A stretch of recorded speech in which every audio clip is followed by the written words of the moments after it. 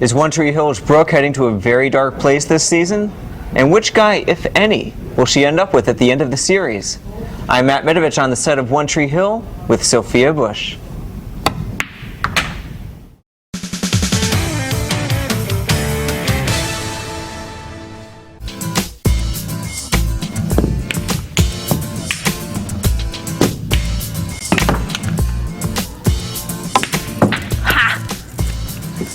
No, I'm not going to take your money. I'm not going to take your money. Will you do an interview?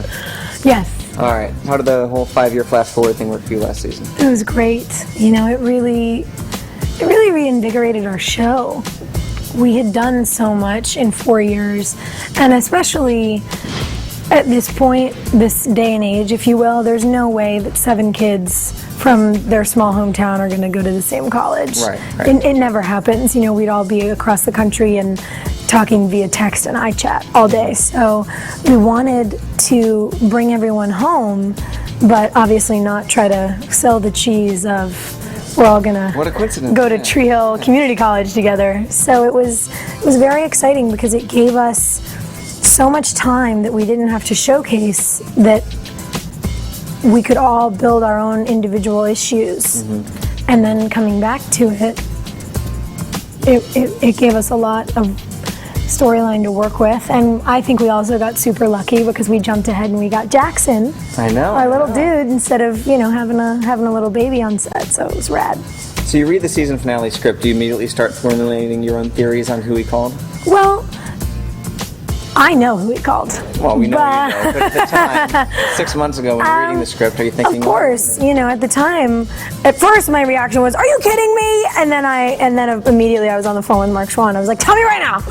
So it was definitely cool because they refused to let us know anything. But our hiatus in between seasons 5 and 6 was only 5 weeks, so we didn't have to wait that long to find out. So what's up with Brooke these days? Does she still have the maternal longings, or are those Very much so. I don't think any of that goes away. We're fortunate enough to have aged our characters up to a point where they're not whimsical teenagers. They're young adults who are really figuring out their life. I was thinking that maybe she got a little beaten down and decided to give it up. No, I think if anything, giving up Angie was incredibly difficult, but really reinforced that that's what she wants to do, and it's the life she wants to lead, and spending as much time as she does with Jamie because he's her godson, and watching Nathan and Haley's family just reinforces that desire for her. Brooke grew up with such a cold, distant mom, and she knows that she wants to be such a different mother than that. Right. So she's still very much wants that life. How dark of a place is she in this season? We all go to some pretty dark places this season. I think it will really excite people. I think it will be incredibly emotional for people. It's been very emotional for all of us. But it's great because when you get the chance to really delve into things that are real and that aren't always sunshiny. They're not giving you the typical, young adult angst that other shows play. Because we've done it. You know, we did it for 4 years and it was great. And of course, we're still dealing with problems. We're still dealing with our issues. People laugh at Brooke's issues and go, okay, your mommy didn't love you, but you're 22 and you have a multi-million-dollar company. Like, is your life really that bad? And you have the opportunity, I have the opportunity in my character to say, yeah, it is. All of that is great, but it's an old adage. Money can't buy happiness. Money can't buy love. I have some reader questions for you. Okay, I'm going to set this on down. Okay. Looks like we're not going to get back to our game anytime soon. No. Okay. Bernice actually brings up a good point. She recalls that in season 1, Brooke said to Lucas, how many times in your life do you get a moment where you get to say, that's when it all changed for me? And Bernice wants to know, has there been a moment in your life where you said to yourself, it's all changed for me?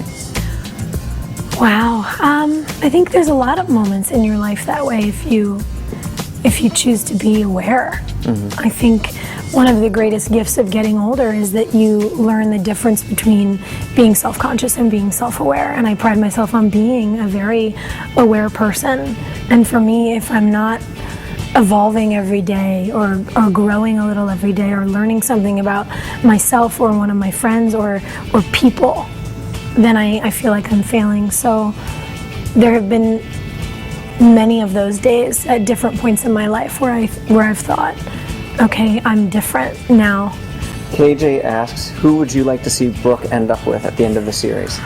Oh, that's so hard. I don't think Brooke will have the typical fairy tale. And maybe that's just me. But I think she grew up watching what was supposed to be this perfect family, you know, her wealthy businessman father and her beautiful mother with this perfect little girl. You know, to the outside they looked just picturesque. And on the inside the home was really ugly and really dark for her. And Nathan and Haley have that fairy tale. They are the fairy tale relationship in our show. What are the odds that there can be more than one of those in town? Yeah, and I just don't think that that's her path. I think Brooke is going to end up being a mom, but maybe she's not going to have her own baby. Maybe she's going to adopt another kid, you know. I don't think Angie will come back, but she could very easily find herself in another of those situations. I think Brooke will build her family piece by piece rather than sort of have it bloom, because she's putting her life back together in so many ways that I think starting from the ground up and rearranging her own building blocks, those will be things that she pulls in eventually too. And who knows, Mark Schwann might watch this and go, "You're ridiculous, that's not what's going to happen at all." But I'm bringing back Chase. For me, that's sort of where I see her life going. Linda wants to know if you have any guilty pleasures. Oh, we all do. Look at my freezer. That's a guilty pleasure right there. Everything that's in it. My biggest guilty pleasure in Wilmington, though, would have to be Kilwins. It's the most incredible ice cream you will ever have in your life, and the scoops are about this big. Your eyelids like fluttered while you're talking about it. I can't. It's my pride and joy. And it was great because yesterday Lisa and I were shooting at Close Over Bros, which is only 4 blocks from Kilwins. So we went there for lunch. Yes, we did.